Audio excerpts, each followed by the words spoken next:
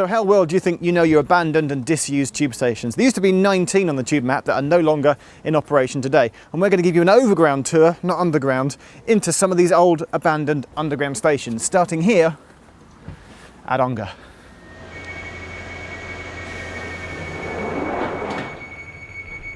Now we'll do a complete summary of every abandoned station that we know about at the end. For when we say 19, that's the number that we'll go to in this video that you can also go and see for yourself. And we do indeed start in the top right hand corner of the tube map.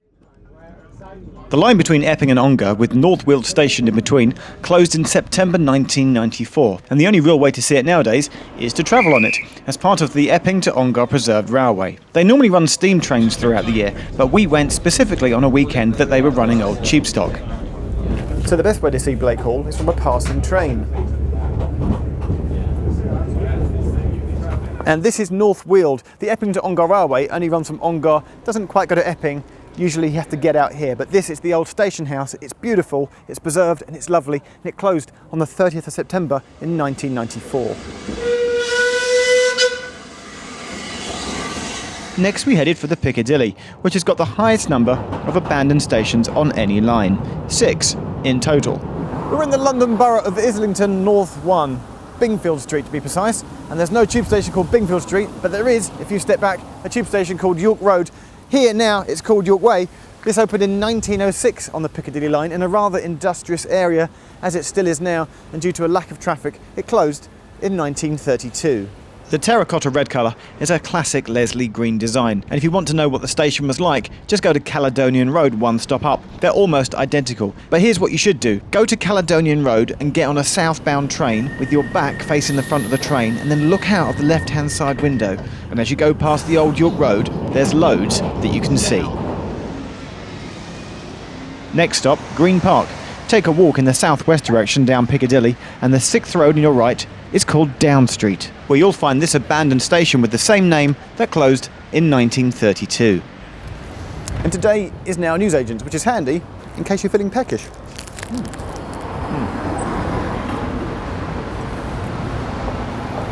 So we're at Hyde Park Corner Tube Station. You'd be right in thinking, of course, that that isn't abandoned, that isn't disused.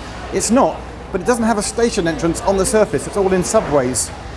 Or does it? The old station building, once a pizza restaurant and now the Wellesley Hotel, was closed in 1932 when the lifts were taken out and escalators were put in. Rumour has it though, there's still a secret staircase within the hotel down to the tube platforms.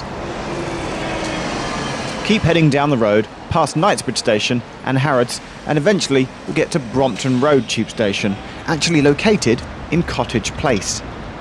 So as with all the other stations on the Great Northern, Piccadilly and Brompton Railway, it opened in 1906. But right from the start it didn't have that many passengers. It soon lost its Sunday service. It lost its service completely for a few months during the general strike of 1926. And even when it did reopen, it didn't last long and it closed completely in 1928. Again, it's another stunning Leslie Green designed station, a complete contrast to our next abandoned station. Head on west down the Piccadilly and go to Osterley to find the former Osterley and Spring Grove, sometimes called Osterley Park and Spring Grove. There's some discussion there as to what its original name was. But here you can see on this bridge it's now been turned into a bookshop. But there's still plenty of evidence around that you can see of where the former station, and of course looking over the footbridge, where the platforms still are.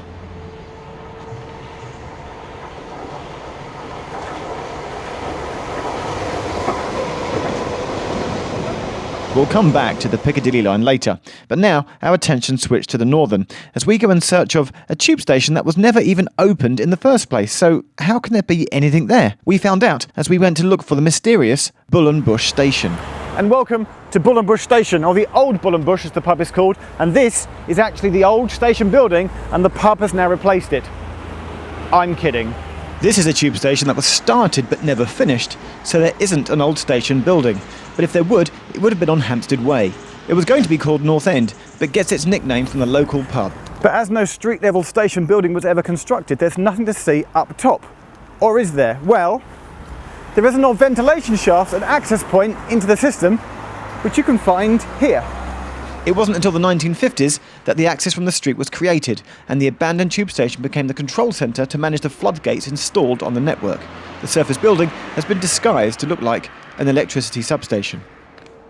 We went to Euston, and on the corner of Drummond Street here is the old surface building for the Charing Cross, Euston and Hampstead Railway, who closed their surface building in 1914. Euston has been massively redeveloped over the years and contains many secret tunnels and old corridors deep underground, which the public no longer get to see. A short walk up the road through Camden brought us to our next abandoned station on the Northern Line. As I emerge from these steps underground, you're probably thinking, is that an old tube station? No, it's not. But across the road from the toilet is South Kentish Town Tube in the familiar terracotta red. Yep, the familiar Leslie green tiles give away the fact that this was an old tube station, South Kentish Town. It was almost called Castle Road. Castle Road is there, Castle Place, the sign still attached to the tube station today. And it closed in June 1924. Lots Road Power Station, big power station on the underground, had a failure. The station lost all its power, and when it came back up online again, they just never reopened the station. It's a cash converters nowadays, but also down the side, it's a yoga studio, and I'm thinking of taking up yoga just so that I can go and have a look round inside. And that's the end of part 1. In part 2, more abandoned stations that you can see from the street. Down in Cuttings, the view from a train, and probably the most famous abandoned station of them all.